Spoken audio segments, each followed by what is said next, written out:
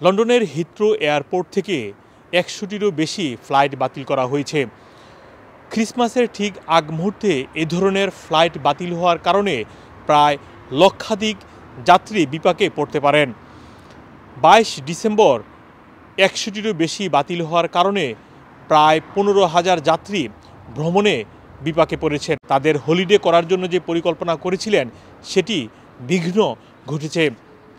বিবিসির খবরে বলা হয়েছে, গতকাল থেকেই যুক্তরাজ্যের বিভিন্ন এলাকায় হলুদ সতর্কতা জারি করা হয়েছে প্রবল বাতাস এবং ঝড়ের কারণে।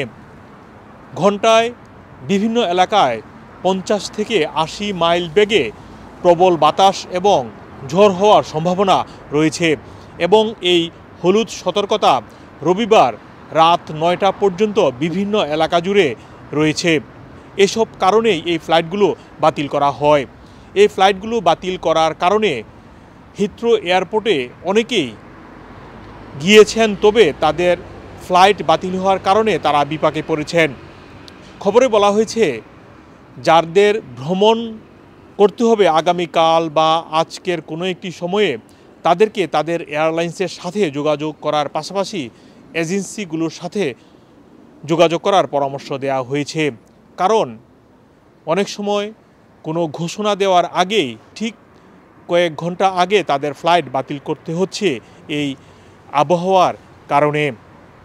এরই মধ্যে যাদের ফ্লাইট বাতিল হয়েছে তাদের পরবর্তীতে কোনো একটি সময়ে আবার ভ্রমণ করার সুযোগ করে দিবে। তবে যেই পরিবর্তন আসবে সেটিতে আর কোনো চার্জ বা কোনো এক্সট্রা পেমেন্ট দিতে হবে না, সেটিও বলছে বিভিন্ন এয়ারলাইন্স।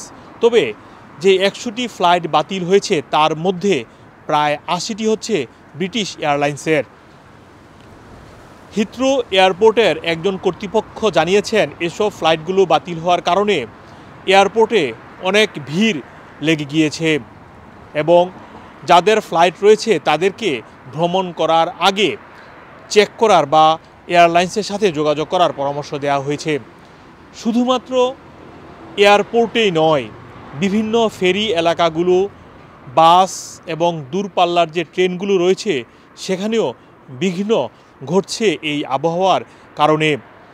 এরই মধ্যে স্কটিশ যে উপকূলীয় অঞ্চল রয়েছে বা আয়ারল্যান্ডের যে ফেরিগুলো রয়েছে সেখানেও অনেক ফ্লাইট বাতিল হয়েছে।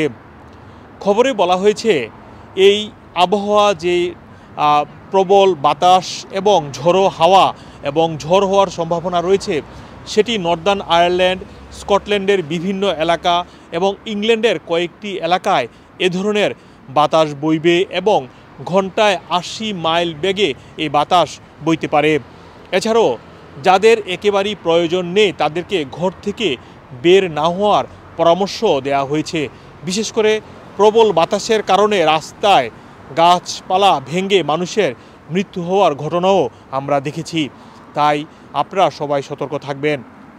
মোহাম্মদ আব্দুল হান্নান, 2A নিউজ, যুক্তরাজ্য।